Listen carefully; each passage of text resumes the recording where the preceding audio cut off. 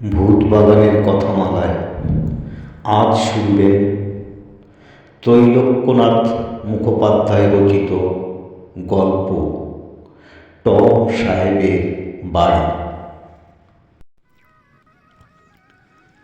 Tom সাহেবের বাড়ি প্রকাণ্ড অট্টালিকা, একতলা, দোতলা, তেতলা, কত যে কামরা তা বলতে পারি না। দেখতে দেখতে আমরা বৃহৎ একখানি ঘরে গিয়ে উপস্থিত হলাম। মেঝেতে নিবিড় ধুলো পড়েছিল, কোথাও কিছু নেই। হঠাৎ দেখলাম আমার ঠিক সম্মুখে একটি পায়ের দাগ, শিশুর পদচিহ্ন। তার আগে কি আশপাশে আর কোনো দাগ নেই, কেবল সেই একটিমাত্র দাগ। অগ্রসর হয়ে সেই পদচিহ্নের উপর আমরা তিনজনে পা রাখলাম। অমনি ঠিক সেই সময় আমার সামনে আর একটা পায়ের দাগ পড়ল। আমি আমার সঙ্গী ভিত্তের গা টিপলাম, সেও আমার গা টিপল। এইভাবে যত যাই আগে ধুলোর উপর, তত একটা শিশুর পদচিহ্ন অঙ্কিত হতে থাকে। কেবল এক পায়ের চিহ্ন, দু পায়ের দাগ পড়ে না। যখন ঘরের অপর প্রান্তে প্রাচীরের নিকট গিয়ে উপস্থিত হলাম, তখন আর দাগ পড়ল না। সে ঘর থেকে বের হয়ে আমরা অন্যান্য ঘর পরিদর্শন করতে লাগলাম। ক্রমে একখানা বড় ঘরে গিয়ে বসলাম। তখন রাত হয়েছে।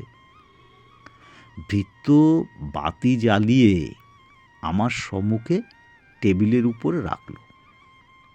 সহসা ঘরের অন্য দিক থেকে একখানা চৌকি যেন হাওয়ায় ভাসতে ভাসতে ঠিক আমার সামনে আসলো।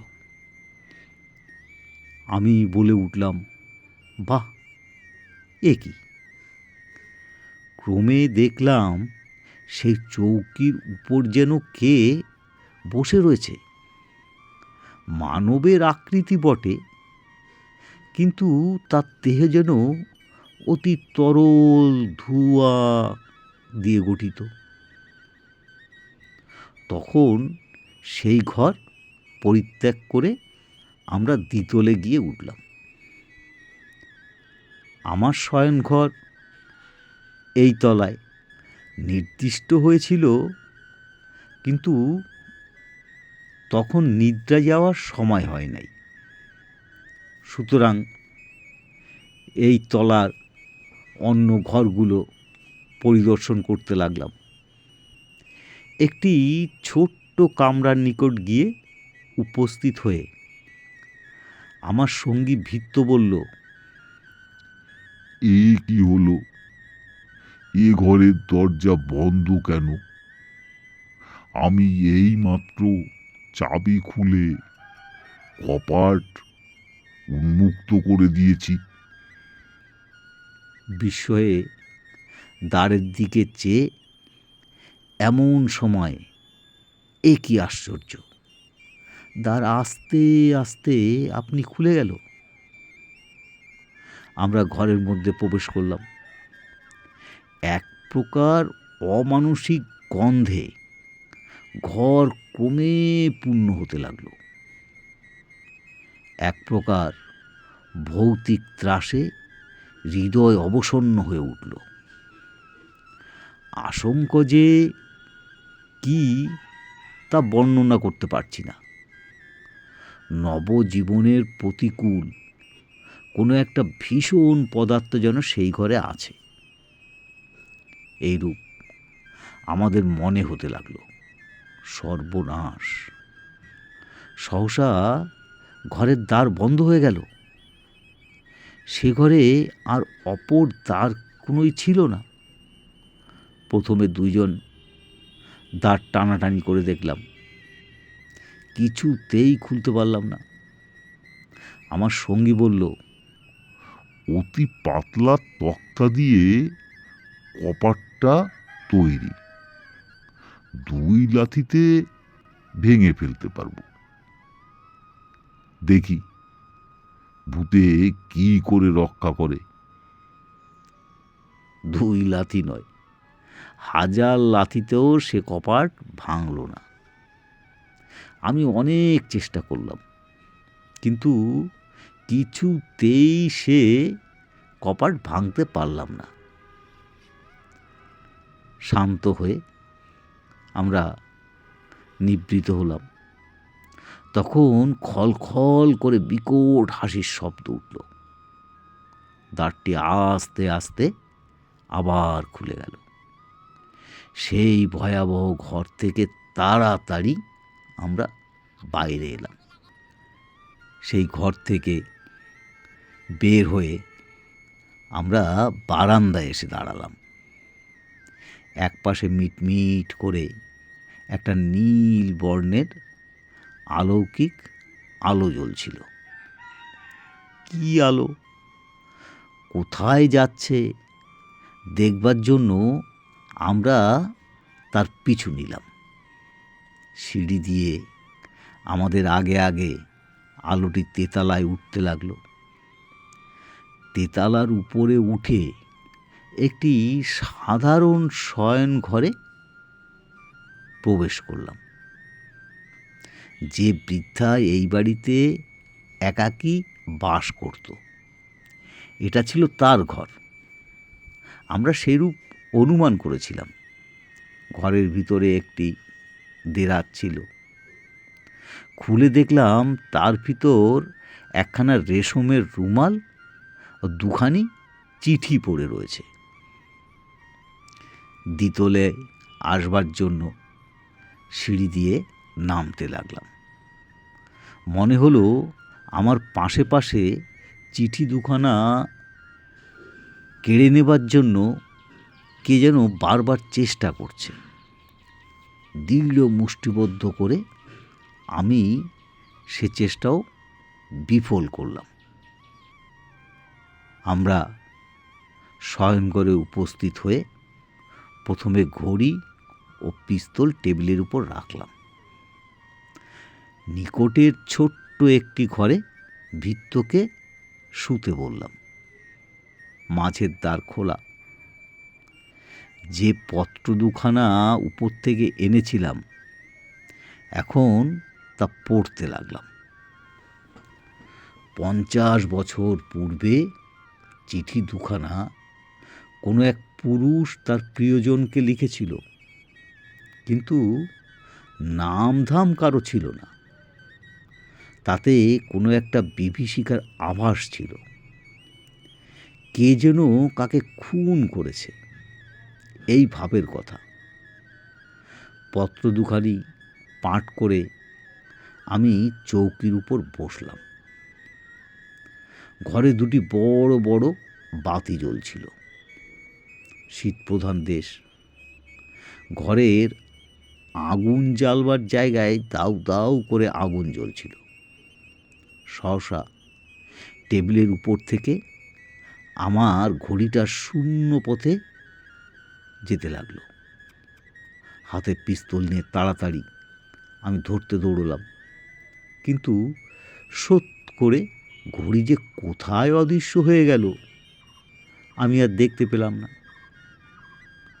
ভৃত্য এই সময় সহসা তার ঘর থেকে দৌড়ে বেরিয়ে আসলো।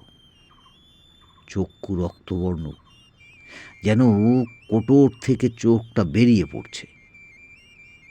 তার সর্বশরীর রোমাঞ্চ হয়েছে। মাথার চুলগুলো সব খাড়া হয়ে উঠেছে।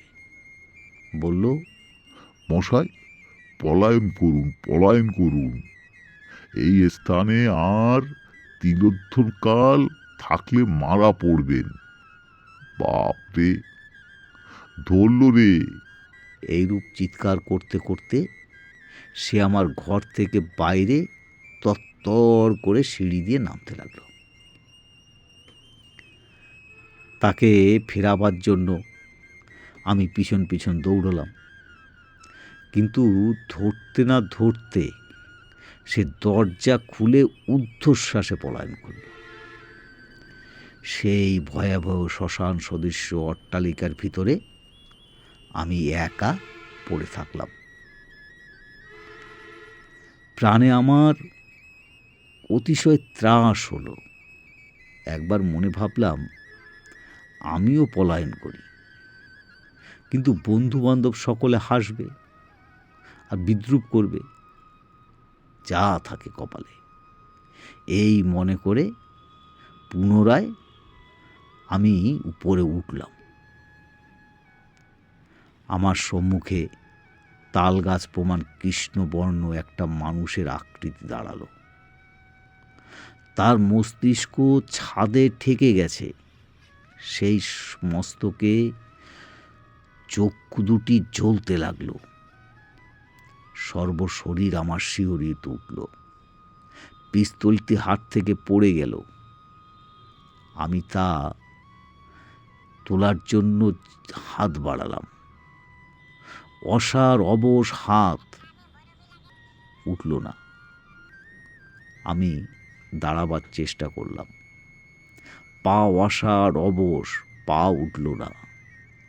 চিৎকার করে চেষ্টা করলাম, মুখ দিয়ে কোনো কথাও বেরোলো না। জ্ঞান হত হবার উপক্রম হলো। কিন্তু তখনও একটা চিন্তা শক্তি আমার মনে ছিল। ভাবলাম, যদি ভয় করি তাহলে নিশ্চয়ই আমার প্রাণ যাবে। এইরূপ মনে করে অনেক চেষ্টা করে ধৈর্য ধরে থাকলাম। বাতি নিভল না। অগ্নিস্থানে অগ্নি নির্বাণ হলো না। তথাপি ঘর অন্ধকারে আবৃত হয়ে গেল। আমি ভাবলাম, যেমন করে হোক ঘরে আলো রাখতে হবে, অন্ধকার থাকলে আমি মারা পড়ব। পুনরায় উঠতে চেষ্টা করলাম। এবার উঠতে পারলাম। আস্তে আস্তে গিয়ে একটা জানলা খুলে দিলাম। জ্যোৎস্না রাত ছিল। অল্প অল্প চাঁদের আলো ঘরে প্রবেশ করল। সেই আলোতে দেখলাম যে তাল বৃক্ষ প্রমাণ কৃষ্ণবর্ণের বিকট মূর্তি তখন সম্পূর্ণভাবে ঘরে নেই। কেবল তার ছায়াটে এক পাশে দণ্ডায়মান আছে। পুনরায় গিয়ে চৌকিতে বসলাম। পীত হরিত লোহিত নানা বর্ণের গোলাকার আলোক ঘরের চারদিকে ঘুরে বেড়াতে শুরু করলো। তারপর ভূমিকম্প হলে যেমন হয়, ঘরটা সেই রূপ তুলতে লাগলো। যে চৌকির উপর চিঠি দুখানা রেখেছিলাম তার নিচে থেকে ঠিক জীবন্ত মানুষের রক্ত মাংসের হাতের ন্যায় একখানা স্ত্রীলোকের হাত বেরিয়ে এলো। তাড়াতাড়ি আমি সেই হাতখানি ধরতে গেলাম। খপ করে চিঠি দুখানা নিয়ে নিমেষের মধ্যে হাতখানা অদৃশ্য হয়ে গেল। মাঝে মাঝে গলা টিপে আমাকে মেরে ফেলবার জন্য কে যেন চেষ্টা করতে লাগলো। আমার ঘাড় ভেঙে দেবার জন্য মাঝে মাঝে হাতও আসতে লাগলো। সাহসে ভর করে আমি বারবার সেই ভৌতিক হাত ঝেড়ে ফেলতে লাগলাম। সে রাত্রে আমি যে কি করে প্রাণে বেঁচেছিলাম তাই আশ্চর্য।